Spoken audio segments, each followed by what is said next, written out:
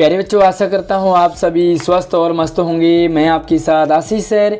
आज की वीडियो में हम 11वीं वर्कशीट को समझेंगे और ये वर्कशीट क्लास 8 सब्जेक्ट हिंदी वसंत में हमारा दूसरा पार्ट लाख की चूड़ियाँ।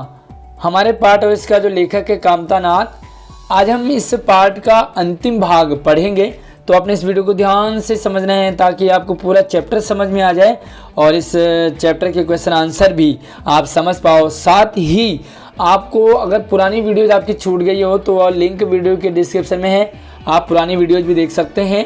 तो चलिए फटाफट से वीडियो को लाइक कर लीजिए और अपने दोस्तों को भी ज़रूर शेयर कीजिए। तो अभी तक आपने देखा जो लेखक हैं वो लंबे टाइम यानी कि 8-10 साल बाद जब दोबारा गाँव आते हैं, मामा के गाँव, और बदलू के पास आते हैं। बदलू का हाल देखते हैं, पूरा बदल चुका है, मशीन आ गया है, जिसके कारण जो बदलू है उसका काम बंद हो गया।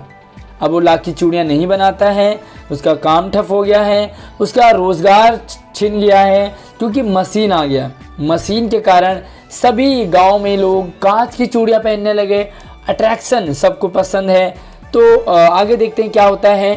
जो बदलू है उसे कुछ खांसी आने लगती है, तो लेखक को लगता है कि इससे बहुत सारी बीमारियां भी हो गई है ना। नहीं काका, आम तो इस साल बहुत खाए हैं। तो बदलू कहते हैं थोड़ा आम खाने के लिए अपनी बेटी को आवाज़ देते हैं कि थोड़ा आम लाओ। तो कहते नहीं, आम तो बहुत सारे खाए हैं। वाह वाह, बिना आम खिलाए कैसे जाने दूंगा। तो अब बदलू का भी पता अपना नेचर है, मेहमान आए हैं, लंबे टाइम बाद आए हैं लेखक, तो भैया आओ भगत सेवा तो होगी होगी। तो कहते भैया बिना आम खिलाए तो मैं आपको भेजूंगा नहीं। मैं चुप हो गया। मुझे वे दिन याद आ गए जब वह मेरे लिए मलाई बचा कर रखता था। आम तो खिलाता ही था, साथ में जो बदलू है ना वो लेखक को मलाई बचाता था, यानी कि दूध में जो मलाई होती थी सारा एक जगह रखें और लेखक को दिया करता था। तो मैंने पूछ लिया कि गाय तो अच्छी है ना काका। क्या कहते हैं बदलू, गाय कहाँ है लला, 2 साल हुए बेच दी, कहाँ से खिलाता।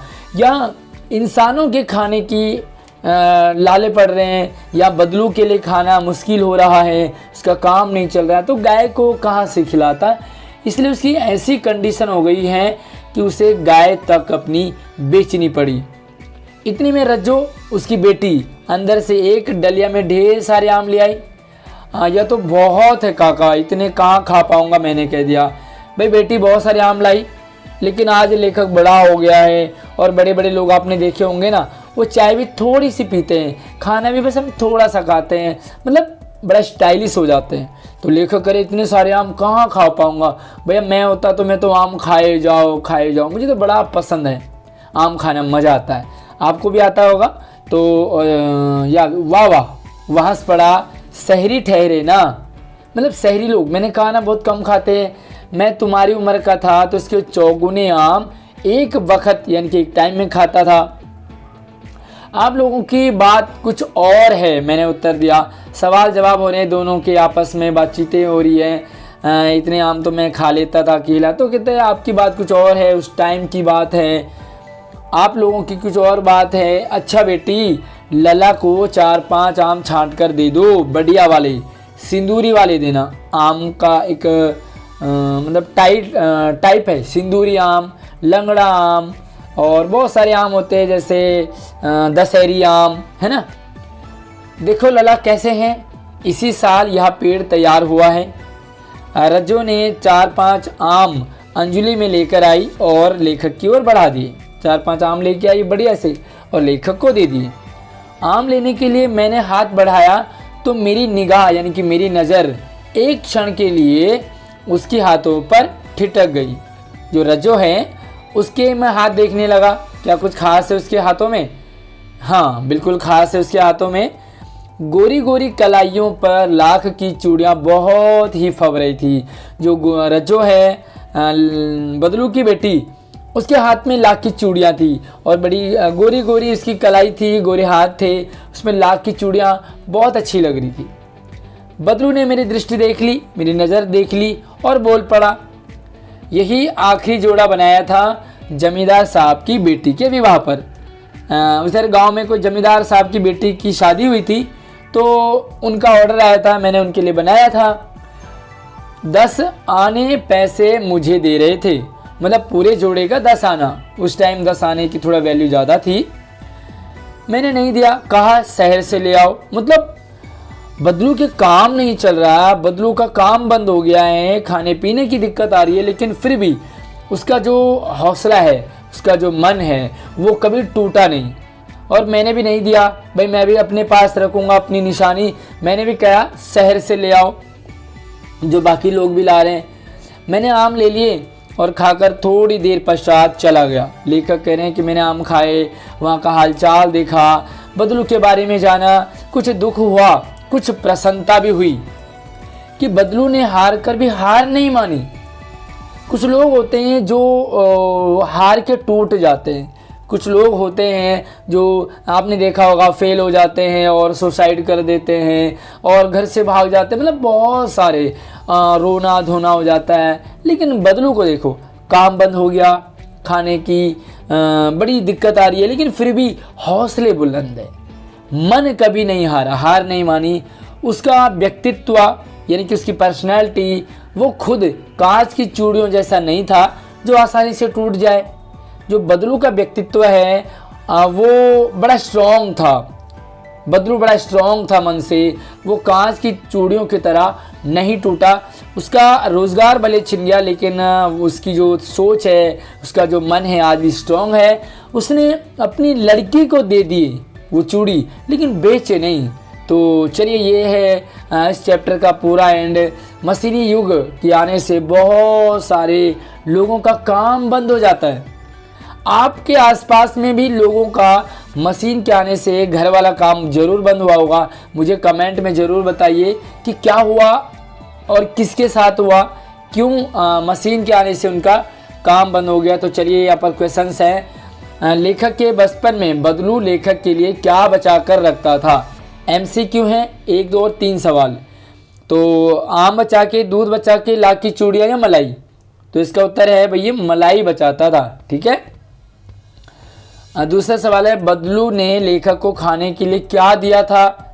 आम, सेब, चॉकलेट या मिठाई। तो भैया देखो सेब, चॉकलेट और मिठाई कहाँ से लाएगा, बेचारा गरीब है, उसके पास आम है तो उसने आम ही ला के दिए। तीसरा सवाल है बदलू ने लाख की चूड़ियों का अंतिम जोड़ा किसके लिए बनाया था। लेखक की बहन के लिए, जमींदार की बेटी के लिए, रज्जो के लिए या अपनी पत्नी के लिए, किसके लिए बनाया था। चलिए इसके सवाल में थोड़ा सा आप कंफ्यूज होंगे। आपको लग रहा होगा रज्जो के लिए बनाया, अपनी बेटी के लिए। बिल्कुल नहीं, बनाया किसके लिए था, जमींदार की बेटी के लिए, लेकिन रज्जो को दे दिया वो अलग बात है। तो इसका आंसर बिल्कुल ख वाला है। तो चलिए इस पे 2 सवाल आपके लिए थोड़ा सा बड़े हैं और एक एक्टिविटी है, तो इन सवालों को हम यहाँ पर देखते हैं। चलिए तो ये सवाल है आपके लिए चौथा, बदलू को गाय क्यों बेचनी पड़ी। गाय बेच दी ना अपनी, क्यों बेची आखिर। बदलू की स्थिति काफ़ी ख़राब हो गई थी, घर में खाने पीने की दिक्कत आ गई थी, जिसके कारण से गाय तक बेचनी पड़ी। खुद के खाने के लिए नहीं है तो गाय को कहाँ से खिलाता, इसलिए उसे गाय को बेचना पड़ा और उसने अपनी गाय बेच दी। 5वां सवाल है लेखक ने बदलू के लिए ऐसा क्यों कहा कि उसका व्यक्तित्व कांच की चूड़ियों जैसा न था जो जल्दी टूट जाता। क्यों कहा। बदलू के लाख का काम भले बंद हो गया हो, उसका घर खर्च चलना मुश्किल हो गया हो, लेकिन फिर भी वह मन से कमज़ोर नहीं हुआ। उसने लाख के अंतिम जोड़े को जमींदार की बेटी को न बेचकर अपनी बेटी को पहनाना उचित समझा। यह देख कर के लेखक ने बदलू के लिए ऐसा कहा कि वह कांच की चूड़ियों की तरह उसका व्यक्तित्व कमज़ोर नहीं है। अगला सवाल है, बहुत ही एक्टिविटी है और एक्टिविटी कुछ इस तरह से है। निश्चित रूप से आपको भी आम बहुत पसंद होंगे, भाई आम आप खाते होंगे। हालांकि अब आमों का मौसम जा रहा है, क्योंकि अगस्त लास्ट है, आमों का जो सीज़न है वो मतलब लास्ट है। आपने भी कई प्रकार के आम खाए होंगे, जैसे लंगड़ा, दशहरी, देसी, सफ़ेदा, चौसा, कलमी, बहुत सारे। आम के विभिन्न प्रकार के किस्मों के चित्र एकत्रित कीजिए, यानी कि चित्र आपने गूगल से भी आप इसको डाउनलोड कर सकते हैं, बना सकते हैं और उन पर एक एक अनुच्छेद भी लिखना है। तो चलिए यहाँ पर थोड़े से चित्र मैं आपको दिखा देता हूँ, उसके बाद हम यहाँ पे थोड़ा सा उनके बारे में देखते हैं। चलिए, तो ये इंटरनेट पे आपको मिल जाएगा। मैंने यहाँ से जो आमों के अलग अलग वैरायटी है वो यहाँ पर देखने को मिल सकता है आपको, जिसमें कि देखो ये एक तो चौसा है जो भी अभी आप इस चैप्टर में आया है, दूसरा देखो यहाँ पर दशहरी है, तीसरा लंगड़ा है, केसर है। तो ये सारे आम इसमें आए हैं, तो आप इस तरह से डाउनलोड करके निकाल सकते हैं। साथ में ये देखो एक आम की जो वैरायटी है, दूसरा ये आम है।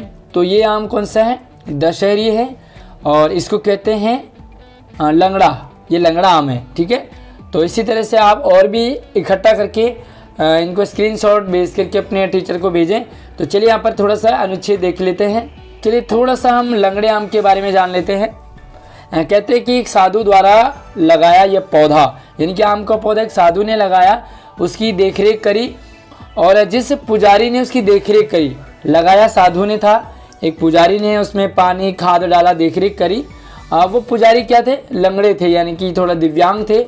इसीलिए इन वृक्षों से पैदा हुए आम का नाम भी लंगड़ा पड़ गया, और आज तक इसी नाम से हम लोग इसे जानते हैं। थोड़ा सा इंटरेस्टिंग कहानी लगी मुझे भी, जब मैंने इसके बारे में सर्च किया तो पहली बार मुझे लगा कि किसी के नाम के कारण इनका नाम लंगड़ा पड़ा। दूसरा देखो दशहरी आम। दशहरी आम का सबसे ज़्यादा उत्पादन कहाँ होता है? उत्तर प्रदेश में होता है। यहाँ हर साल करीब 20 लाख टन दशहरी आम पैदा होता है उत्तर प्रदेश में। कहते हैं कि दशहरी आम का पहला पेड़ लखनऊ के पास काकोरी स्टेशन से सटे दशहरी गांव में लगाया था। इसी वजह से इसका नाम दशहरी पड़ा। दशहरी गांव में हुआ तो नाम दशहरी पड़ा। लंगड़े ने किसी लंगड़े पुजारी जी ने उसकी देखभाल करी तो लंगड़ा पड़ा। इसी तरीके से आप दूसरे आमों के बारे में भी पता कर सकते हैं। और कैसी लगी आपको दशहरी आम की कहानी, लंगड़े आम की कहानी, मुझे कमेंट में बताना, और वीडियो को लाइक करके अपने दोस्तों को भी ज़रूर शेयर कीजिए। धन्यवाद।